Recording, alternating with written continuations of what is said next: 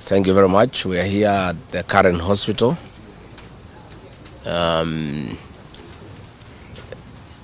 see the Honorable George Koimburi, the Honorable Member of Parliament for Juja, who was brought here in critical condition.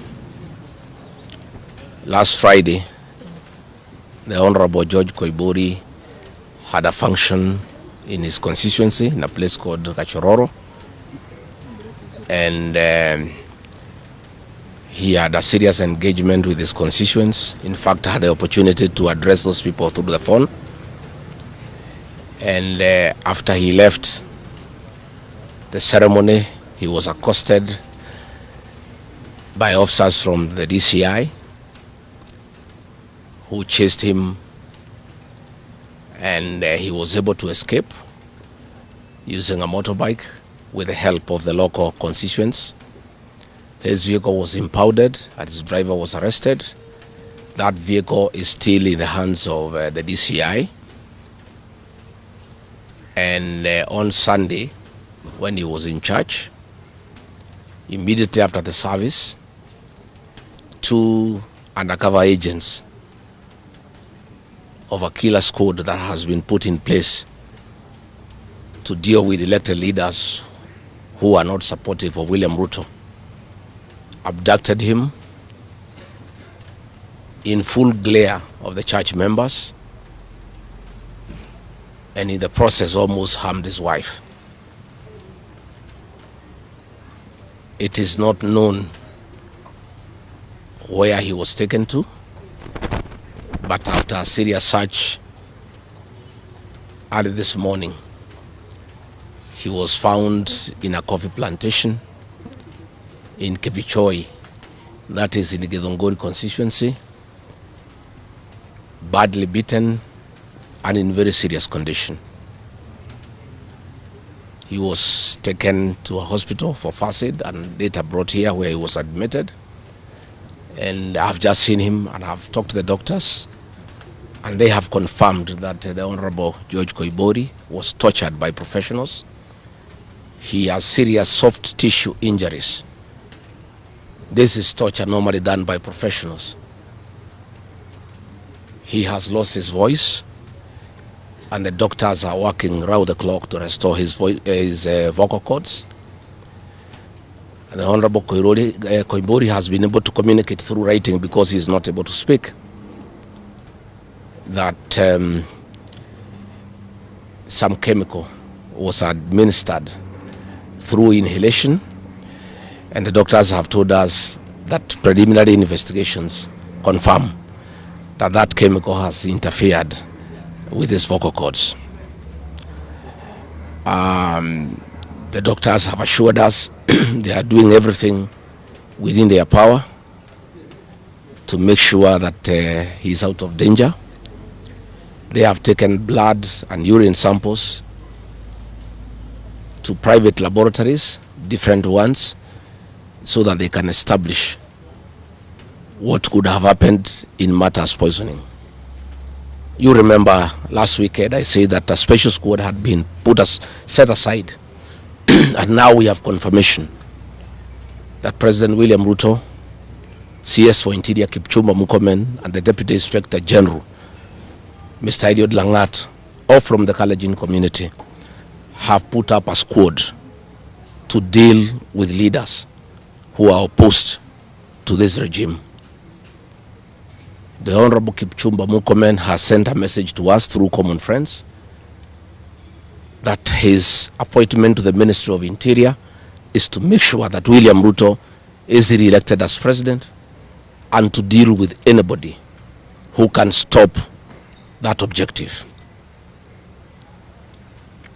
Officers from the National Police Service has confirmed to us that a special squad of 20 police officers from the Nandi sub-ethnic community are the ones behind the abduction of George Koimburi, and they are the ones that were deployed in Kakamega to target the Honorable John Methu and Karungo Athangwa. Specifically, there were about 300 police officers who were deployed in Kakamega, but 20 police officers from the Nandi sub-ethnic community under the direct command of the Deputy Inspector General, Eliud Langat, and reporting to Kipchumba Murkomen and William Ruto had been assigned to harm the Senator for Nyandarua and the Senator for Kiambu because of their vocal stand against this regime.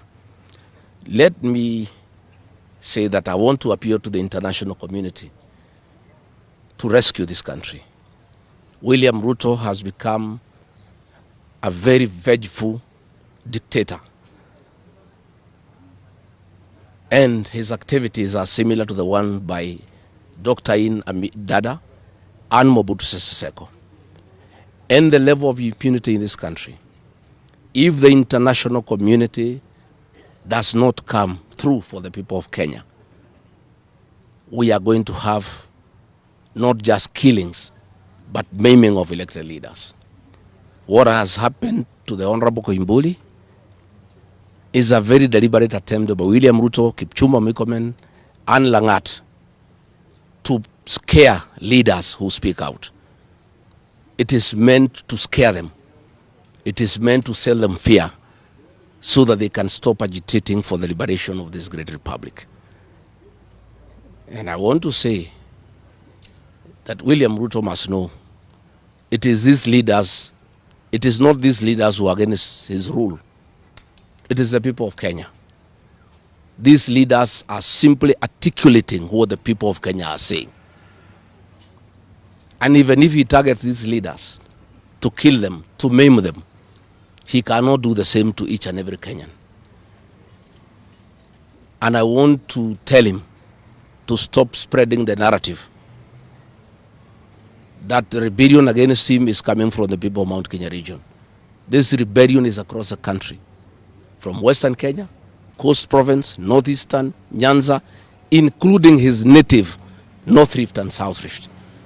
Members of the Kalenjin community are also up in arms because of the misuse of public resources, mismanagement of the economy, and the fact that there is no work going on in this country.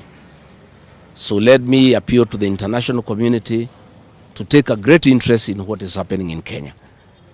And we have seen what is happening in the neighboring countries, in Tanzania, the suppression of civil society. And all those things are stemming from here in Kenya. William Ruto has become intolerant. He cannot take criticism. And the reality of one term is slowly sinking into him, that has sent him into serious desperation, that he has now formed a killer squad of his sub-ethnic community of the Nandi to deal with leaders. Let me ask the people of Kenya to be calm. I want to ask the supporters of the Honorable Koimburi to stay calm. We'll do everything possible to make sure that we are more careful in the face of the repression that is going on. You are aware that members of parliament opposed to this regime, their bodyguards have been disarmed so that they stop going for meetings and feel vulnerable. But it is very clear why they have been disarmed is to allow members of that gang that has been formed by the president to abduct them and to threaten them. And if anything happens to these members of parliament, to any leader in this country opposed to William Ruto, the president will be held to account. And let me tell William Ruto, people of Kenya cannot elect you by force. They elected you on their own free will. You are a popular leader 3 years ago, and you messed yourself up through bad governance, one-man rule, theft of public resources, wanton corruption, and tribalism. You cannot blame any of us here for the situation you find yourself in.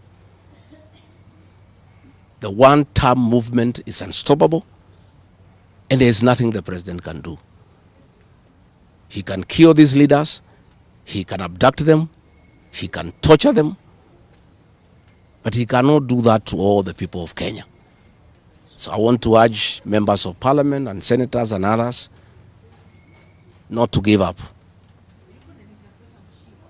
Nobody can die from morning to evening. You can only die once. And the tree of liberation will be watered by blood. The Honorable George Koimburi is a hero of the Kenyan people. What he has undergone, the torture, the pain he is in, the anguish to his family members is not in vain. This liberation will take place, it will happen. And let me conclude by asking the Kenyan people not to be intimidated. Kenya is a constitutional democracy. They are entitled to cast their vote the way they want. And William Ruto cannot force the people of Kenya to elect him. And there is nothing he can do about it. Thank you very much.